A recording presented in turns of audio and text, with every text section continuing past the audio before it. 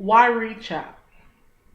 It is the one thing we have to face, but fail to realize just how close it is.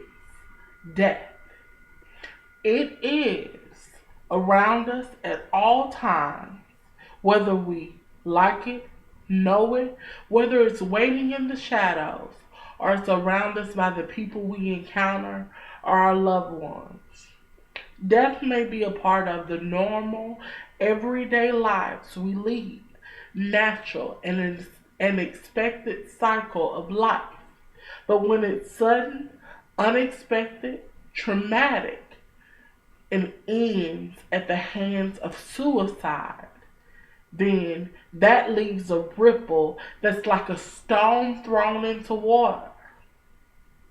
It touches us, it impacts us, and thus we are forever changed. But what are we really doing about this issue in our society? According to Save.org, suicide is the 10th leading cause of death in the US. About every 13 minutes in the US of A, another suicide is committed. What do you say to the woman whose husband goes out one morning and never comes back? The mother whose son is found dangling from a tree? How do you talk to a sister or a brother or a friend, cousin, workmate, or somebody who died as a result of suicide? Today, I'm talking to all of you out there. What do you say to the children, the teenagers that are different, that are trying to find their place in this world, to figure out who they are, whose they are, and what their purpose is?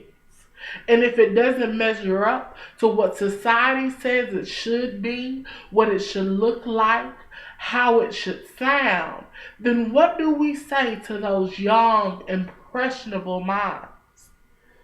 As someone who has considered suicide myself, I talk to you from a personal point of view.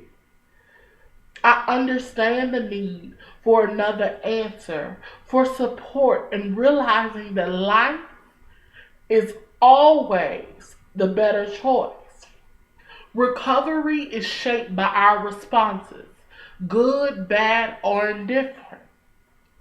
What we say and what we do, how we say it and how we do it matters. Teachers, parents, friends, siblings, schoolmates, neighbors, business partners, employers, all of these different entities have such a large impact on this one thing: suicide. Whether it has affected you directly, indirectly, or someone you know or someone you've never even met. Or maybe it was in a movie you watched, or a commercial, or infomercial, or PSA telling you to be open and to understand that this is a real issue in today's society. Research shows us that how we handle the aftermath of a suicide directly affects what happens for those having went through it or experienced it. The cliche is true. We can either be the solution or we can be the problem.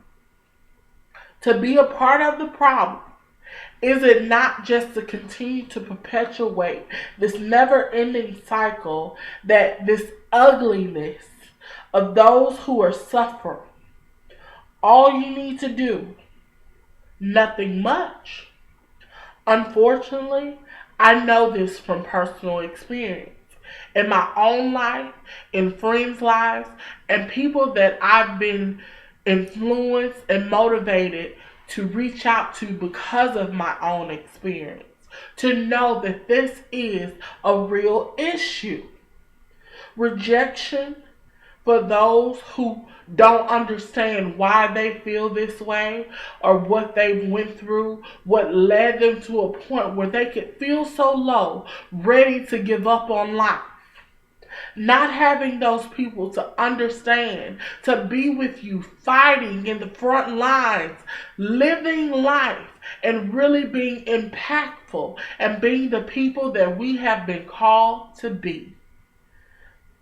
Or do we credit the single event, the evidence of our weaker moments?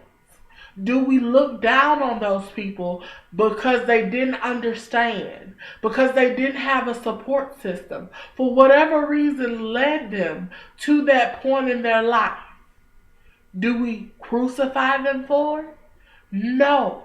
We show love, unconditional love, and let them know that they are not alone, that there is a solution, that it can be a change in their lives if they're open to it. I acknowledge that I am not the only person experiencing this. And to prove that point, a little research. 1 in 25 teens attempt suicide, and 1 in 8 think about doing it. Those are big numbers. If you really think about, this could be my sister, my brother, my daughter, my son, my mother, my aunt, my best friend, who is having these thoughts and reeling in their lives for whatever the stressors we deal with every day. A life lived in fear is the equivalent of death itself. I lived in fear of change and get fascinated by danger, not understanding why I felt flawed and tainted by life. But I didn't know how or what by. My story is different from yours. And the person next to you, their story is different from the person next to them.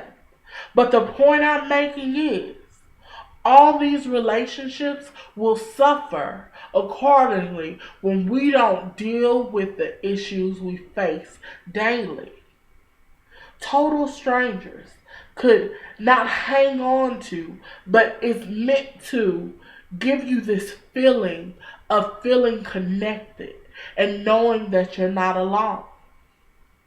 But I struggled to find that strength. Just like I know and I understand so many people out there struggle to find that inner strength that allows them to lead long, wonderful, beautiful, effective lives, living in their purpose and doing what God has called them to do. The solution. There's more. Gender needs to be taught about in schools. The earlier, the better. My death needs to mean something. My number needs to count in the number of suicides this year. This was wrote by a young girl named Leila Alcorn, formerly known as Jimmy. It's a little boy who came out to his parents to let them know that he was different, that he felt different, and he was embracing his differentiality. But he, shortly after coming out to his parents and not really having their support, he committed suicide. He felt that giving his life could help many others out there dealing with the same things that he felt. Let's stop it here and now. Let not one more life be lost to this epidemic of killing ourselves, ending our lives, and being victims to it, because it can be stopped. Let's support the people we love, regardless of the decisions they make. Show them love and understanding. And if we can do that, we can affect change. We can stop this here, now, and forevermore.